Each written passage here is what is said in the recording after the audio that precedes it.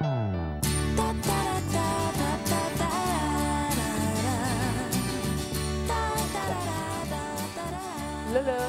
je pense que je suis au paradis.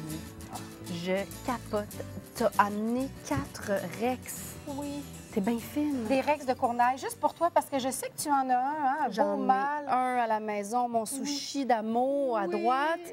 Puis à gauche, j'ai mon thon quinoa qui s'appelle sashimi.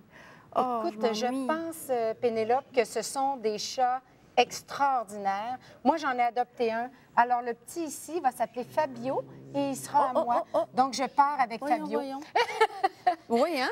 Les Rex de Cournaille, c'est une race qui est assez nouvelle, il faut dire, à peu près depuis 1900... Les années 50? Les années 50, en Angleterre. Il y a un chat qui était né de parents normaux, mais qui est né avec le poil frisé. Alors, c'est des chats qui ne perdent pas de poil, donc qui aident beaucoup pour les gens qui ont des allergies.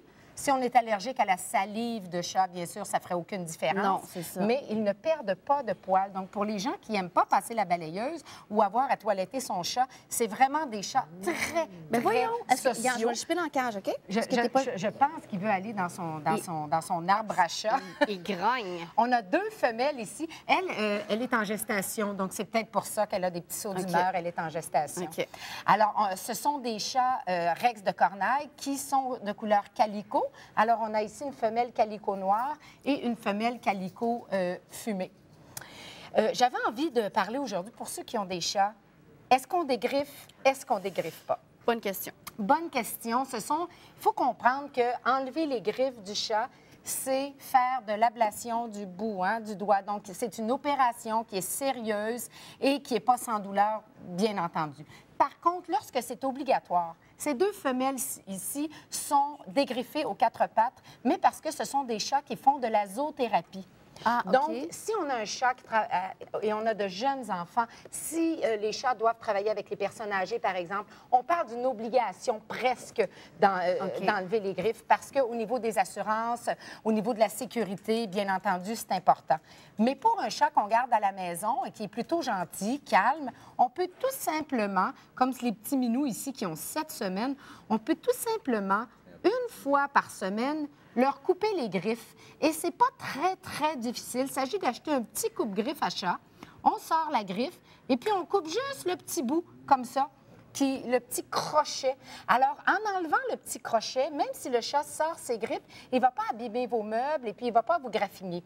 Donc, c'est quelque chose de facile à faire. On l'habitue très jeune. Alors, on sort la griffe tranquillement et on coupe juste le petit crochet comme ça. On pèse un peu sur le bout du doigt, la griffe sort. Puis... Alors, la griffe sort comme ça et on coupe le petit crochet au bout ici. Je te trouve bien courageuse. Mais c'est une question d'habitude. C'est une question d'habitude et de cette façon, on peut garder un chat avec ses griffes. OK. En avant, ici, de la table, on a un arbre à chat. C'est nécessaire.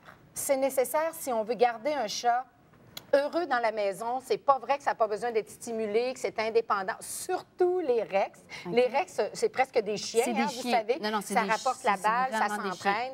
Donc, à la maison, si on veut éviter d'avoir à dégriffer, on peut avoir différents tapis comme ça où l'animal pourrait jouer avec ses griffes ou pourrait user ses griffes et les tenir stimulés. Les chats qui détruisent tout sont souvent des chats qui s'ennuient beaucoup.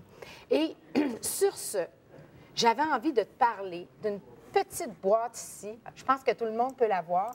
C'est une boîte pour chat où il y a des jouets à l'intérieur. C'est une petite compagnie du Québec qui a utilisé des cartons recyclés pour construire différentes jouets comme ça pour les chats. C'est très solide, il n'y a pas de problème. Et c'est fait de carton recyclé 100 %.